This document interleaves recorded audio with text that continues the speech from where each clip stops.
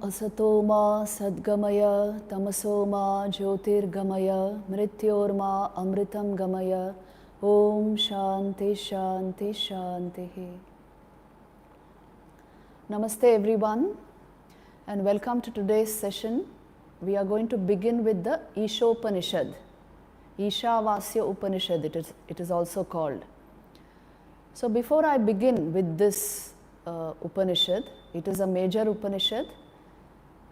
It's a short one, just 18 mantras. But before I go into it, I would like to give you a good introduction on the Vedas and the Upanishads.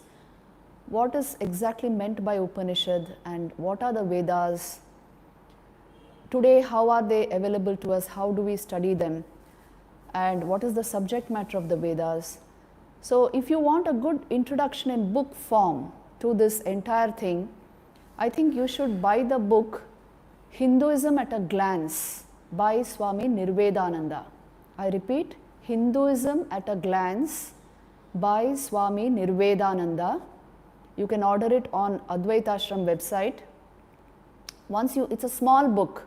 So once you have the book in your hands, many of these terms which I will be using, like suppose I use the term Brahman, Atman, Prana, all these will be very clear to you. I will be explaining it in the class, but it's good to have this small book in your hand. So if you don't already have it, please order it online. First, let's go into the Vedas. These are the primary scriptures of the Hindus. So whatever is Vedic is considered within the fold of Sanatana Dharma. So these are very ancient scriptures, the Vedas. In fact, the Rig Veda Samhita is the oldest scripture available to mankind. So if you ask me how old are they, then I would say that, it varies between Western scholars and Indian scholars, but Indian scholars place Rig Veda about 8,000 years back, which means before 6000 BC. That's a very long time. So very ancient scriptures, but some of the mantras of these Vedas are discussing something which is very, very relevant to our present times, which is very, very contemporary to our thinking. So that's why that is the Upanishadic portion of the Vedas, what is called the Jnana Kand. There are two such portions, one is the Karma Kand and one is the Jnana Kand. Every Veda has it. And the Jnana Kand portion of the Vedas is called the Upanishads. So before I go into the Upanishads, let's have a thorough understanding of the Vedas. The Vedas are 4 in number. You have the Rig Veda, the Yajur Veda, Sama Veda and Atharva Veda.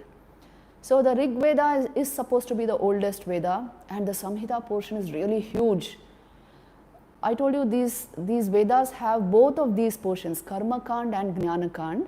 And Karma Kand deals mainly with rituals performed in sacrifices, in yajnas, and lots of mantras associated with that. And the Karma Kand portion is full of such mantras, but the Jnana Kand portion, which is scattered here and there in the Vedas, deals exclusively with self-knowledge. The philosophical truths which the rishis discovered, they are actually super sensuous truths which were discovered in the form of revelations in meditation and intuition, through the intuitive process. So these truths which are eternal, they don't change with time because they are the truths of existence. So these truths which you find in the Vedas, they were put aside as Upanishad, the Jnana Kanda portion, because it is so very important that this distinction is made. Like this Isha Upanishad, for example, which we are going to discuss, you will find it in the Shukla Yajur Veda, but in the Samhita portion of Shukla Yajur Veda. And it was clearly seen that these mantras cannot be used in sacrificial rites. They are not mantras for yajnas. They are clearly talking of self-knowledge. They are talking of the realization of the Atman. So they were made into the Isha Upanishad. They were put aside as the Isha Upanishad. Isha Upanishad derives its name from the very first mantra, Isha Vasyamidam Sarvam Yat Kincha Jagatyam Jagat. So Isha Vasya. It is to do with God consciousness, divine consciousness. The nature, fundamental nature of this existence is consciousness. So this is how you will find the Upanishads in the Vedas. And this is what we are interested in, because you see, Vedas have also been divided into various other compartments, portions. Like for example, Samhita, I use the word Samhita, this is the bulk of the Vedic literature. You find it in all the Vedas. And then you have the Brahmana portion, which are again mantras concerned with yajnas. Then you have Aranyakas, which are like commentaries on Brahmanas. And you have the Upanishads. So all these portions you will find in the Vedas. So actually you can say Aranyakas are forest treatises dealing with, they are between the Samhita and the Upanishad, dealing with mantras which have some amount of philosophical portion, but mainly ritualistic, mainly to do with yajnas. So like these, the content of the Vedas has been divided. So just take a look at this slide, it will give you a good idea as to the content of the Vedas. So these are the 4 Vedas which you see there. I hope you are able to see it clearly, the Rik, Yajur, Sama and Atharva Ved, and the 4 portions of each Vedas, each of the Vedas. So that is the Samhita portion, you have the Brahmana portion, Aranyakas and the Upanishads. So this is the main scriptural heritage of Hindus, the Vedas. And from this have evolved various systems of thought, various philosophies, the Shad Darshans, but these are the primary scriptures.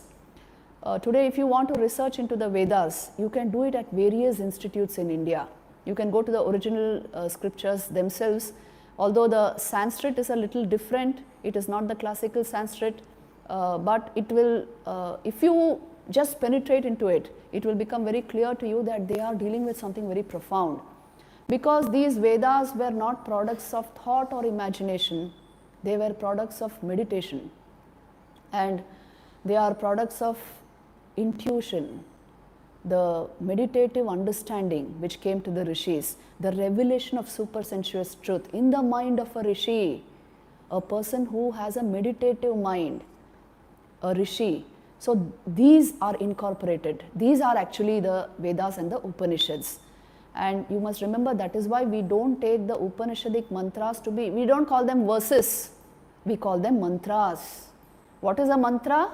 Mananat trayate iti mantra, that which liberates your mind when you repeat it, when you think of it repeatedly.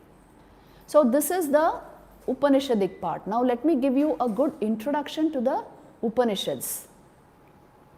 Now here the Upanishads are scattered in the 4 Vedas I told you, and they are very many in number.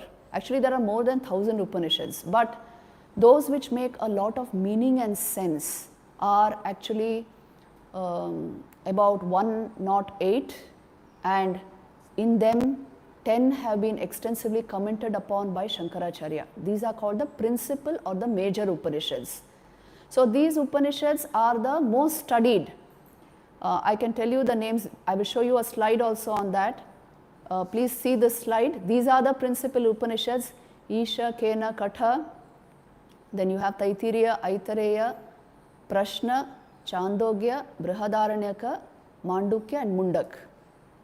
These are called the principal Upanishads or the major Upanishads because they have been extensively commented upon by Shankaracharya. Now these Upanishads are very profound. What is the subject matter of these Upanishads? If you ask me what is the main thing they deal with the very substratum of this existence, of this manifested world, which is called Brahman in the Vedas.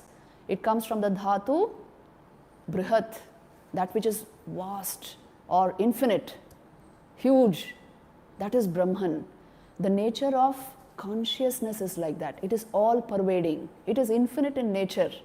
It is ever present. It is not limited by time, space and causation. In fact, it is due to its presence that the mind starts working within the parameters of time, space and causation. So this is that consciousness which is at the heart of existence. In its cosmic form, it is called Brahman. So this is actually the subject matter of the Upanishads. And this Brahman, don't think it is just, well, spread across everything. It is verily your being.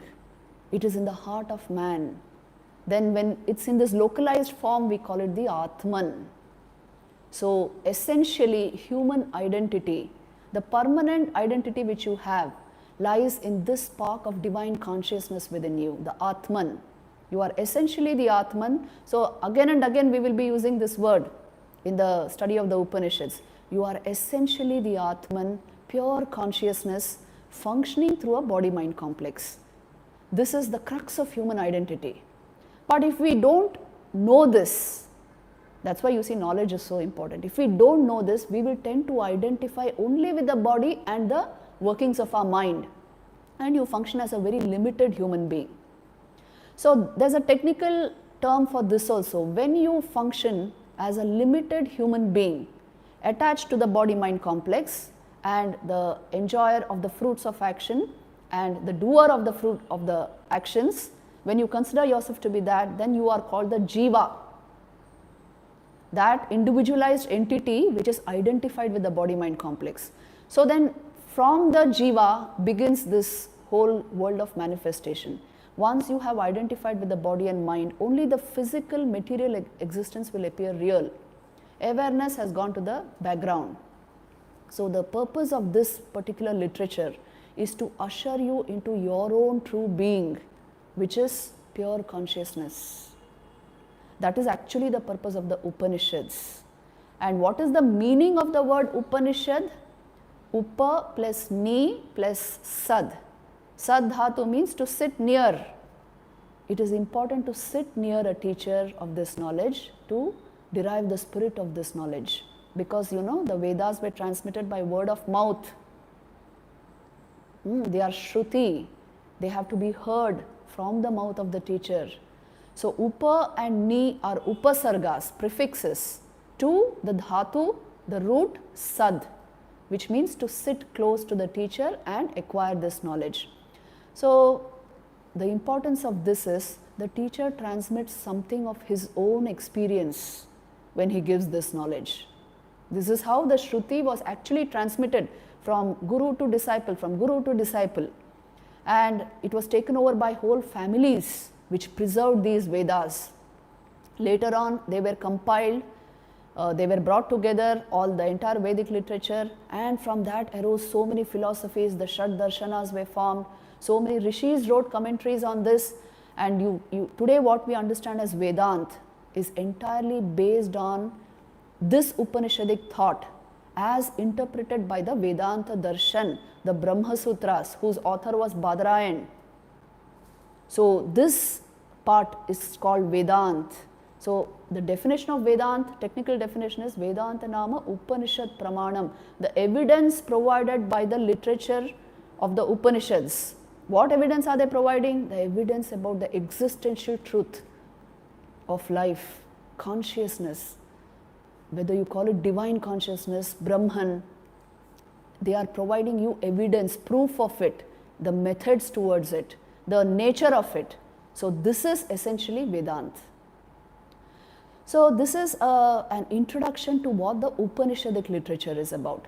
Today and for some time now, for a few classes henceforth, we will be concentrating on the Isha Upanishad, which is a very important Upanishad, one of the principal Upanishads commented by Shankaracharya, and you know, in a way it summarizes the vision of the Vedas towards the ideal life of any typical Hindu. What should be the ideal life? It should be a life after self-knowledge.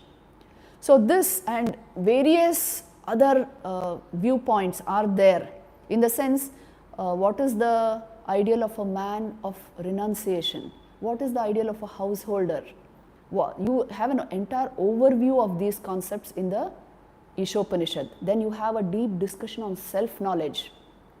Then you have very technical concepts like vidya, avidya, sambhuti, asambhuti. You have prayers, then you have the afterlife, a description of that through a prayer. So very many such concepts are there. Just look at this slide, it will give you an overview of Ishopanishad.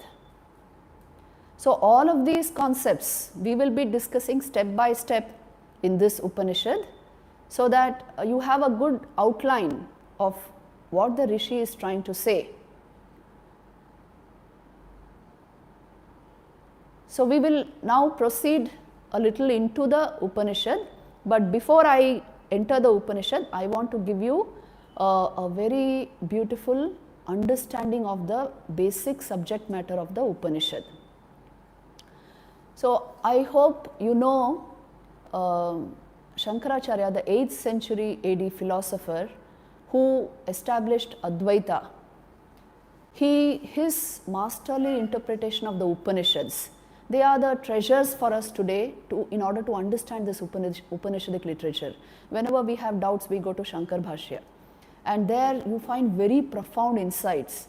In fact, I studied this literature just after my meditative hours for many years, and I found that really it is an outpouring of a meditative mind, his discoveries or his interpretation of these Upanishads. Now, when it comes to the Ishopanishad, the subject matter is Isha, the reality of life, which is consciousness, God. This is the understanding of God in the Vedas, divine consciousness.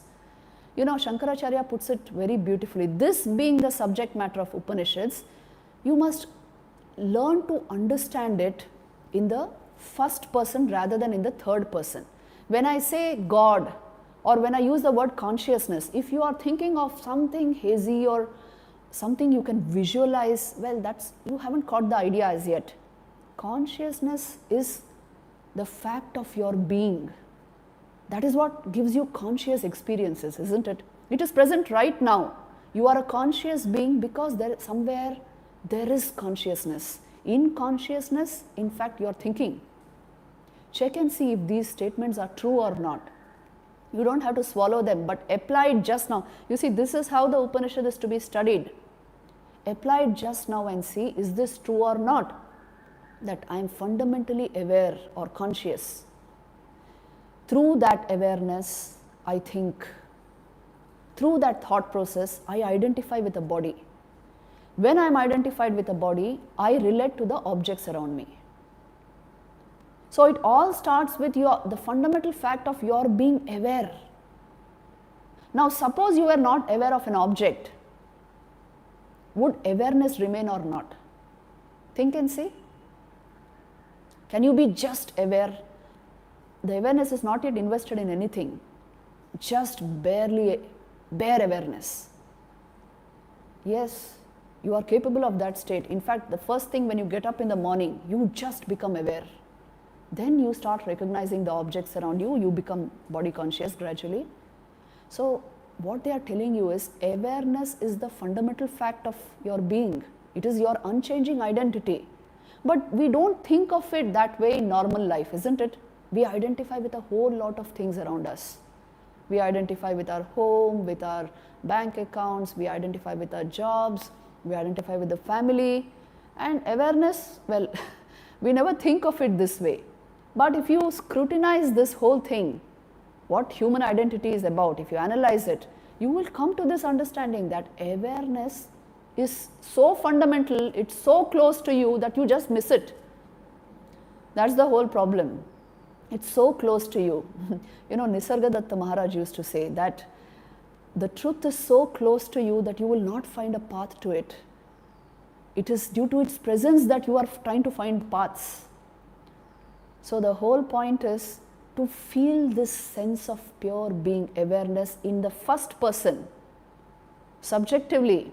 Then you will understand the relevance of this Upanishadic literature, how magical it is, how wonderful it is, how inspiring it is. It is talking about the human being in depth. Then you will not say, oh, it's a scripture, it's a philosophy. Arey, it is existential inquiry. It is an inquiry into my own existence. It is the truth about me. So how will you not relate with it? The whole point is to catch this spirit by first person inquiry, which means the lab is right here. You are the researcher. Just put your ego aside a little and check and see what is the most fundamental thing in your experience. It's your awareness. Nobody can refute this or doubt this, because this is the actual fact with every human mind. It is basically aware, and then come in thoughts and emotions, whatever you want to identify with. So this research characterizes the Upanishads. There's a very beautiful Eka Shloki. In one shloka, Shankaracharya is telling us the spirit of the Upanishads. So I would just like to mention that before we enter into Ishopanishad. This very idea is there also in Brihadaranyaka Upanishad, in a dialogue between Yajnavalkya and Janaka. So the Eka Shloki, it begins like this. It says, what is it that gives light to man? What is it that lights up our universe? So obviously in those days there were no LED lights and all that, so it's the sun. Now in the absence of the sun, what lights up the universe, he says? Then you would say the moon. On a moonlit night, it's so beautiful. But in the absence of the moon also, what lights up the universe? Then you would say, well, fire, right? You can see through fire in those days. And then suppose you don't light a fire. In the absence of fire, what lights up the universe? Then he says speech. Through speech you can make your way through things. In the absence of speech, what lights up the world? Okay, tell me. In the absence of speech, suppose you don't speak, what is it that lights up the world around you? Obviously, it's your awareness. Because you're a conscious being, you can perceive. Consciousness is at the heart of the perception process. Consciousness is at the heart of the cognitive process. So you can't deny this. This is what they are trying to focus upon in the Upanishads. When you dive into any Upanishad, there may be a few ideas concerning other things. They may appear like other things, but fundamentally they are talking about consciousness. They are talking about your own awareness. So this is how you must learn to relate with the Upanishad. And if you don't learn to relate with it in the first person, it will appear like, at the most, like a good philosophy, a thought construct. So it is not merely a thought construct, it is something more fundamental to thought. So now we will enter into the Upanishad and discover these radiant ideas which the Rishi is speaking to us. See, I told you the Upanishadic literature is not a product of thinking or cogitating or just a belief system being constructed, not anything like that. It is a research, a first person research or inquiry into the nature of my existence. So who will be capable of doing it? One who is a Rishi. Who is a Rishi? One who puts aside the material aspects of life and dives into the core of existence. One who is capable of putting aside the things he is identified with and tries to discover the very core of his existence. He is a Rishi. So if you generate this Rishi mind, at once you will get in tune with the spirit of the Upanishads. So now let me go into the Ishopanishad and you will discover what wonderful truths are there in this very, very ancient literature. So it starts with a peace invocation, a Shanti mantra, which we use in all Upanishads before we begin the Upanishad. So here it is in the Ishopanishad, it is Purnamada Purnamidam Purnat Purnamudachyate Purnasya Purnamadaya Purnameva Vashishyate Om Shanti Shanti Shanti. So there's a nice intonation, a tune to all this, but here because you are learning it for the first time, I don't want to focus too much on that, but I will just recite the mantra and you will learn to chant it properly, to pronounce it properly, and then we will go deeply into the meaning of the mantra and then go into the interpretation of that meaning. So, Purnamada, Om. Om is the sound symbol of Brahman. It starts with Om. So, just like how when I say O2 or H, it signifies oxygen and hydrogen, isn't it? For those gases, these are the symbols. So, also Brahman has a sound symbol. It is Om. By taking the clue of Om, you can go into the state of pure awareness. That is why this syllable is so sacred and used by Hindus everywhere, and the Upanishad starts this way with Om. So, when we actually start the Upanishad, we start with a Shanti mantra ending with Om Shanti Shanti Shanti, and when we end it also with the Shanti mantra with Om Shanti Shanti Shanti, but with Om Tat Sat. That means it has ended the Upanishad. So, here this Shanti mantra, Om Purnamada Purnamidam, what it means to say is that is infinite. This also is infinite. Purna, full, infinite. So, what is that? The unmanifest, what I can't see. That is infinite, but this also is infinite. This is that with a name and form. This manifested world also is that infinite one only. It is Brahman only. And Purnat Purnamudachyate. It means from Purna, from the infinite, the whole universe, this manifested world, Udachyate is has come out, has manifested. From the infinite has come out whatever appears as finite here. Purnasya means of that infinite. Purnamadaya, if you have taken out something, if you take out the infinite, the content of the infinite, the wonderful thing is Purnamevavashishyate, the infinite remains over. So, have you asked this question in your mathematics class? Infinity minus infinity is how much? They are telling you infinity minus infinity is infinity only. So, this understanding comes to us when we understand that infinity to be consciousness. It is not a material entity. So, you subtract something from it, it reduces. No. You see, even our feelings are like that, isn't it? A good way of understanding these concepts is you apply them to your mental life and see. Take the feeling of love. If you share your love, does it reduce or increase? If you share your goodwill, does it reduce or increase? So, even our feelings, which are non-material things, non-material entities, even they increase when you share them, when you give them. So, consciousness, if you remove the infinite from the infinite, still the infinite remains over.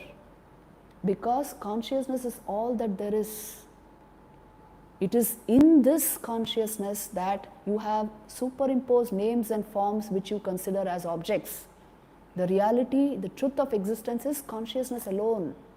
So that is why Purnasya Purnamadaya Purnamevavashishyate. It's a wonderful mantra in itself, a peace chant. And Om Shanti Shanti Shanti. So 3 times Shanti is uttered in order to make sure there is peace all around. See, without a peaceful mind, you cannot grasp this knowledge. If the mind is agitated in any sense, you will miss the point. So that is why every Shanti mantra has this. 3 types of Shanti are described. Adi Bhautika, Adi Daivika and Adhyatmika. Adi Bhautika is everything around me should be peaceful. Adi Daivika is even the celestial objects should be peaceful. And Adhyatmika is within me there should be peace. So if this is maintained, this kind of an ambience is created, it is possible to make this penetration which the Upanishad is going to do for us. And without this peaceful state of mind, if there is no peace, there will be no alertness. Your mind is constantly rushing this way and that way. If there's no alertness, there cannot be this state of inquiry, deep inner inquiry. I remember whenever I go to the Himalayas and I sit there in meditation, the wonderful thing about those mountains is it is absolutely still and so quiet. You can hear your heartbeat, it's like that. And there, whatever thought process you initiate, you can go along with it. There is nothing to deflect that thought process unless our own perverse will deflects it. So there, if you simply ask, who is watching this thought? You will at once be led to awareness. So this kind of a still, peaceful atmosphere is a real blessing. Today, we know how in our modern lifestyles, what kind of an ambience we have created around us. A whole lot of our devotees who come here have these kind of complaints actually. That ekdam shanti nahi, the homes, there is so much of noise in various ways. So when you have a family, definitely that will be there, but you can create a consecrated space within the house, a special peaceful space within the house where you can practice these disciplines. So this is what I suggest to all of us who are sadhaks. You must be serious about sadhana, that is the main thing. Otherwise, these are all states of mind and your own being. You must touch them to know the truth of what they are saying. If you don't touch them, this will mean nothing. It's a philosophical sort of thing. So finally, let us understand this. The actual change is required to happen within us. Touch the core of your being, which is ever in peace. You have felt it, that is why you ask for it. You have felt it, that is why you covet it. So try to bring it into your life on an everyday basis. Otherwise, it's a very short life. It will just pass by. And our mind can really create situations which will keep us engaged deeply. So in the meantime, you will lose this. That is why I insist on sadhana. Anybody who's attending the Sunday class, I was very insistent even here when it was actually going on. If you are not performing sadhana, this will at the most mean an idea to you. And the idea gets blown away by another idea. So that is why touch this reality, which is you yourself, the core of your being, every day in some measure through the meditative process. That is why sadhana. So you see, the very first mantra of the Isha Upanishad is now going to usher us into the brilliant experience of the Rishi. What is he saying? Om Isha Vasyamidam Sarvam Yatkincha Jagatyam Jagat. He says, Om Isha Vasyamidam Sarvam Yatkincha Jagatyam Jagat. Whatever appears to be changing in this universe, envelop it with the Lord, with Isha, with the divine consciousness, because that is the reality of life. Jagat comes from the dhatu gam, which means that which is changing. Now, you see the nature of this world, everything is changing and everything will change. It's a bundle of contradictions and change.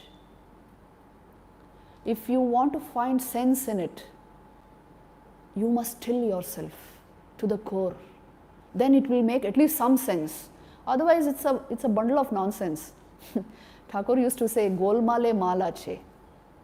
Roughly, you can translate it as, in nonsense also there is sense. If you touch the sense within you, the stillness within you, please try to do this, then only these things become relevant, meaningful.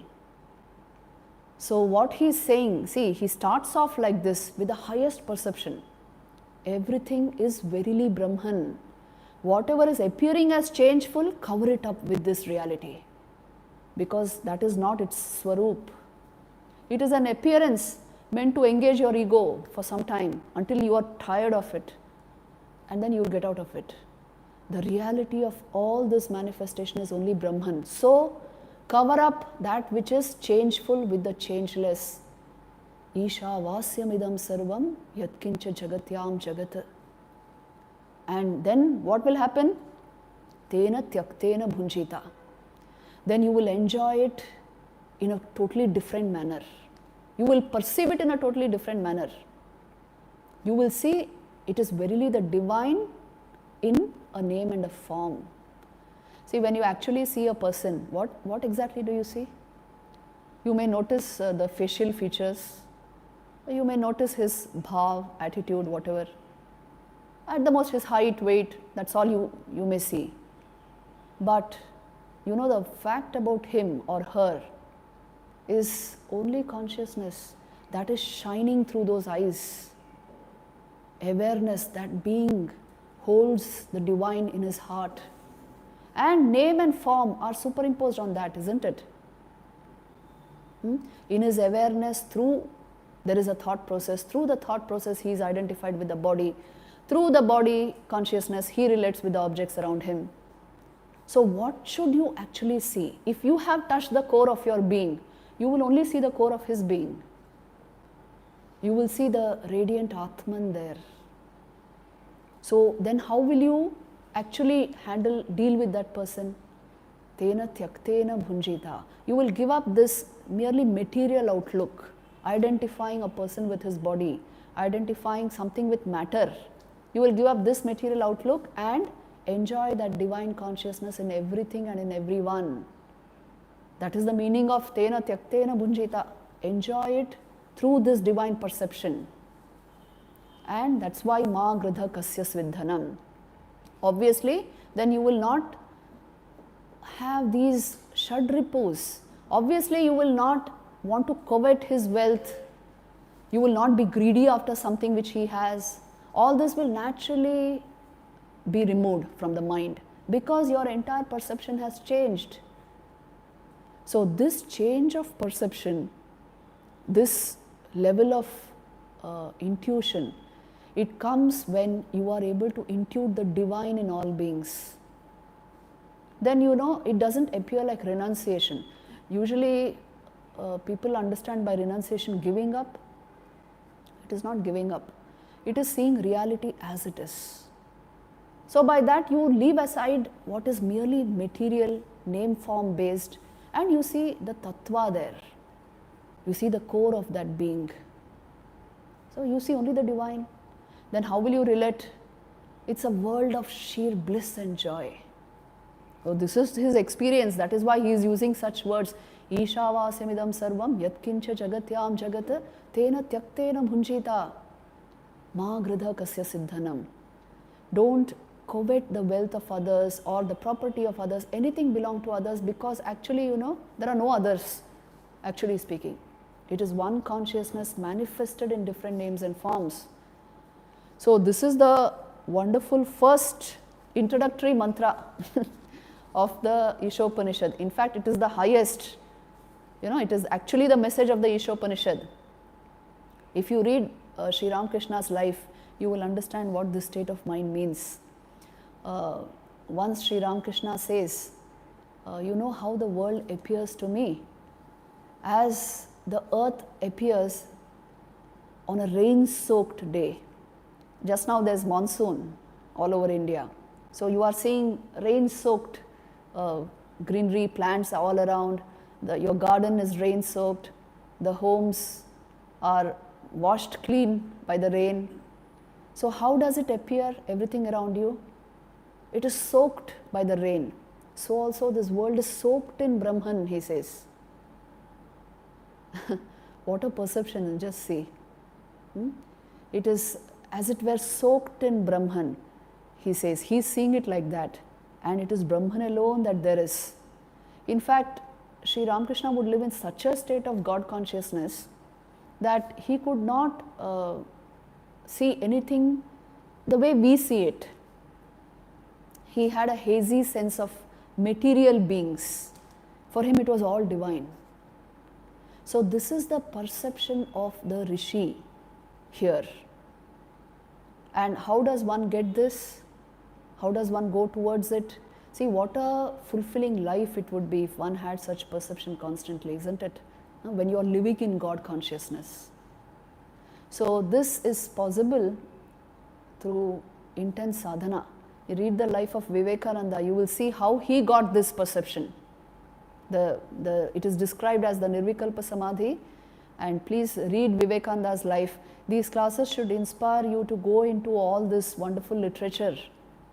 You will see there how Vivekananda had become at that point in his life completely riveted to this goal, and it led to a complete transformation of consciousness, and he actually perceived everything as that very same reality. This was his experience also. In fact, it will thrill you as you read it. He goes and bangs his head against railings to see if they are really matter or something else.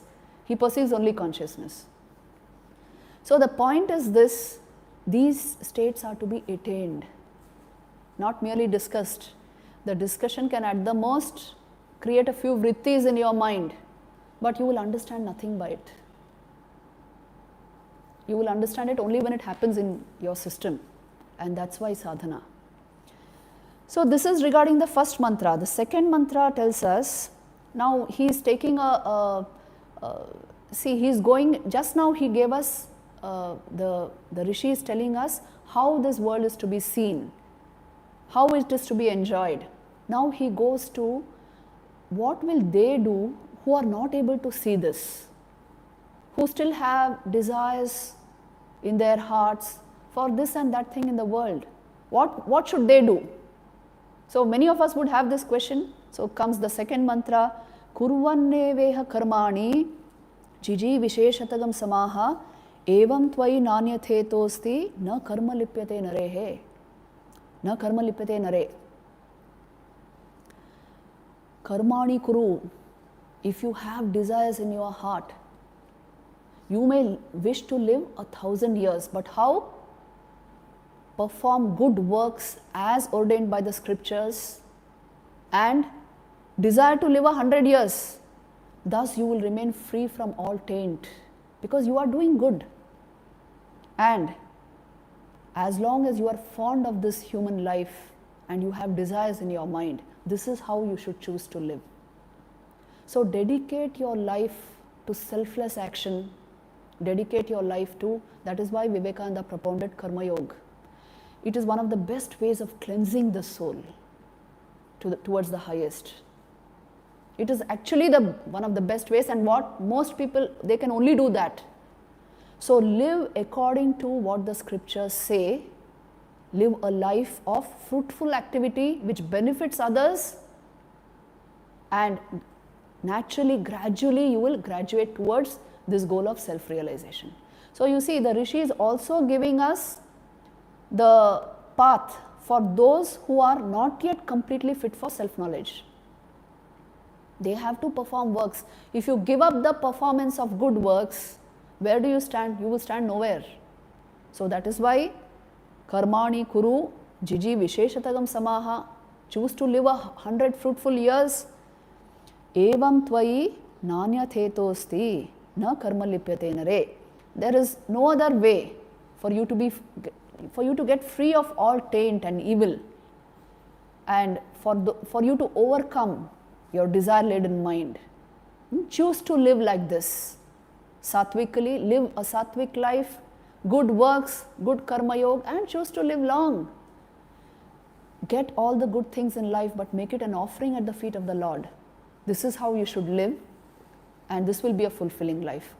So you see, these two mantras are a little contrasting. In the first mantra, he is telling us the highest perception of the Vedic Rishi. One who is really fit for self-knowledge, how he is seeing the world. And in the second mantra, how does one go towards it gradually? As long as there is desire in the mind, what should one do? So that's the second mantra. And the third mantra actually tells us, if you ignore this, the second step, the second mantra, which means you don't even go into good works, then you are just wasting your life, because you will go nowhere. So you see, the third mantra, let me just introduce it to you. Asurya namate loka andhena tamasavritaha tamste pretyabhigachanti yeke cha atmahano janaha. Those who are absolutely negligent of the knowledge of the Atman, no interest even, they are called Atmahanaha, which means you are putting to death consciousness itself, the Atman itself. So such a person, what will happen? Asurya namate loka, you will go to those dark worlds, tamasa avritaha, which are covered up by tamas. Because right here you will experience it.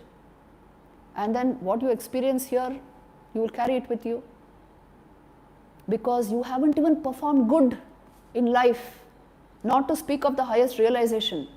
You haven't even inclined towards goodness. So this is the fate of those who are too arrogant, too egoistic, unwilling to follow the path of dharma, righteousness. So this becomes their fate. They will, see, the actual mantra says, their births are demonic, enshrouded in blinding darkness. Those who slay the self attain to them after death. So this is a warning to us, rectify your life. If you live a tamasic life, you will have a tamasic future. If you live a sattvic life here, you will have a really good future. If you touch the highest here, you will touch the highest even after death. You will remain in that. So the path is very clear. Now it depends entirely on us, what we do with our lives. That's the whole point. No use studying these scriptures if you are not doing something in your life. So I will stop the study here and take up the questions. What is more important, material success or spiritual success, and why? So that's a beautiful question. See, the point is, material, what you are calling material success, is the satisfaction of your material needs, survival needs, and something more, earning something more than that, so that you are able to give also. So this should account for material success. Now, which young man or woman would not want this? Tell me. So don't make these things two different, divergent paths. Which young man or woman will not want to stand on his own feet, earn for himself, earn for his family, stabilize things in the world, and then only he will think of spiritual life, isn't it? Unless you are born with a silver spoon. Then maybe if you have the sanskars, maybe from childhood this can happen. But material success, or learning to stand on your own feet and meeting the survival needs of you, yourself and your family, is not a choice, it's your dharma.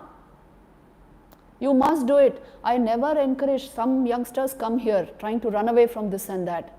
Please don't try out all that. If you are not dutiful, you will go nowhere in spiritual life. If you have intense spiritual sanskars, God will make it possible for you to lead an intense spiritual life at some point in your life. Then grab the opportunity. So spiritual success only comes when you have been very dutiful in life. You know, the nature of the mind you develop as a result of that, it will be a pure mind. You have fulfilled your duties, your obligations. Anybody dependent on you, you have fulfilled their need. If you simply run away, your own mind will not forgive you. So be dutiful and don't think material success or spiritual success. With material success, if you make it an offering at the feet of the Lord, your material success, you will become spiritual naturally. And spirituality comes only when you have the sanskar backpack.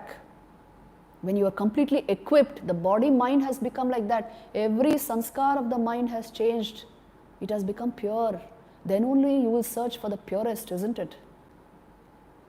So if you have to become successful in spiritual life also, you must have completed these duties. So I don't take them as, one leads to the other. Material success in this world will lead you, and finally, of course, not that you become arrogant as a result of your success. If you can maintain your balance, stabilize your mind, understand that the goal of human life is finally spiritual, not material, then naturally you graduate into spiritual life and you will attain spiritual success there.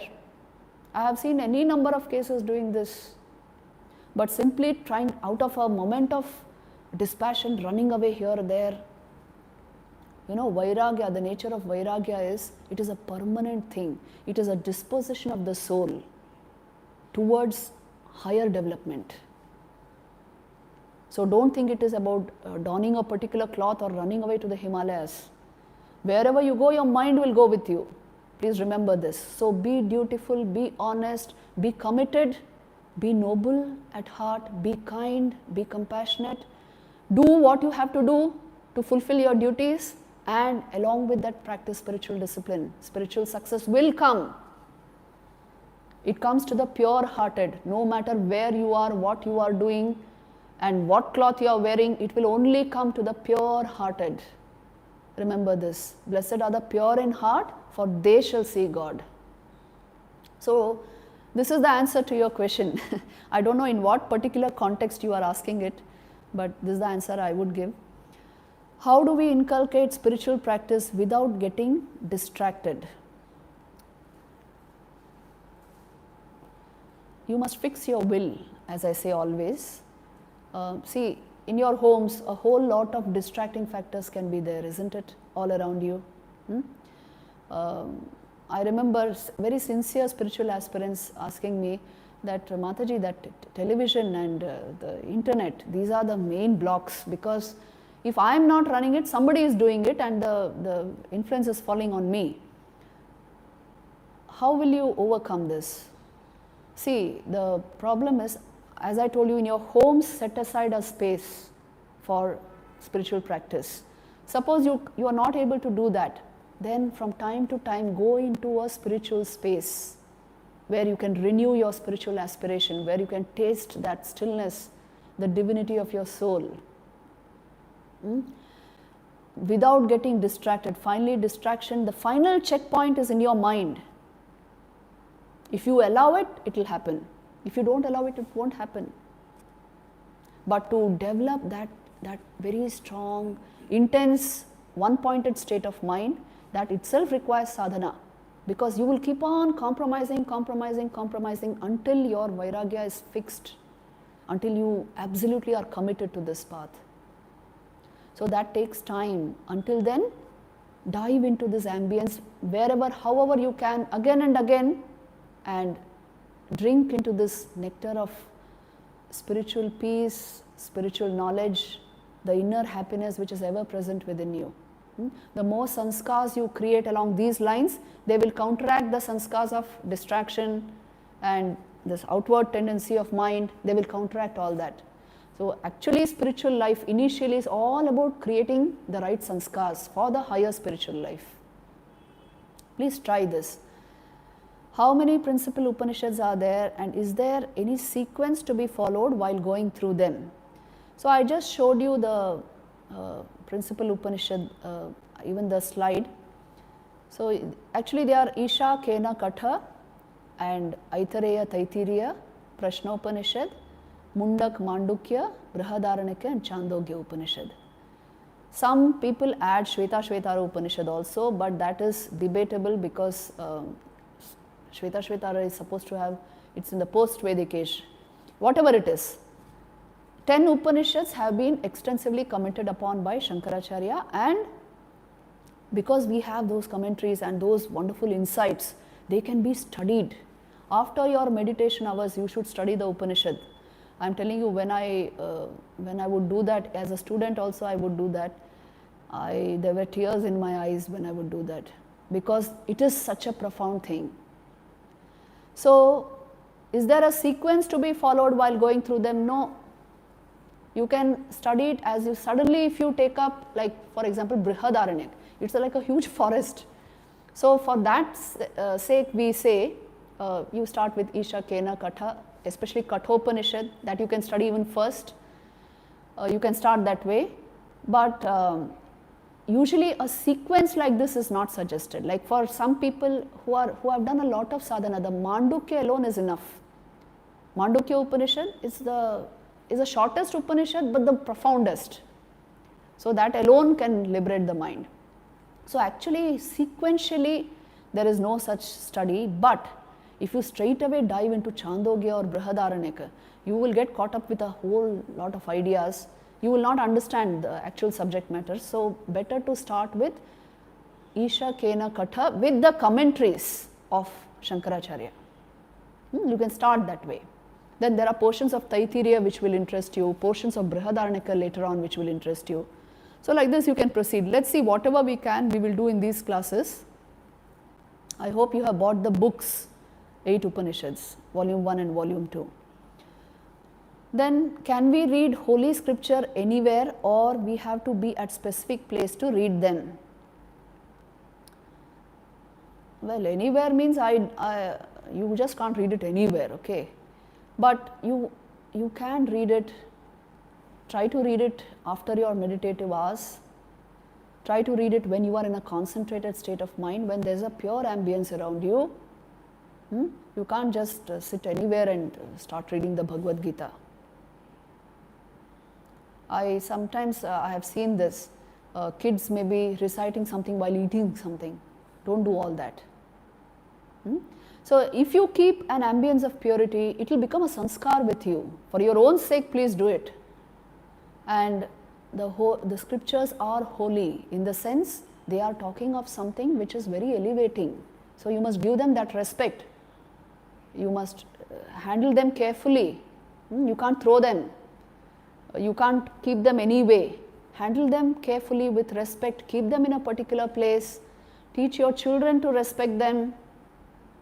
And if you keep them in your puja room, your eyes will fall on it. Everybody will be able to see what the content of the book is. So like this, use it at places where there is a pure atmosphere. How to expand awareness beyond the inputs from senses? This is only possible through sadhana. The whole problem is, even Western philosophy, psychology is studying it like this. Consciousness is consciousness of something. Awareness is awareness of something. Now if I am aware of giving this class, sitting here and doing this class, then only there is awareness. So does that mean minus object there is no awareness? You check this out for yourself and see. You don't have to believe me. When there is no object in front of you, when your mind is not invested into anything, are you aware or not? You are always aware.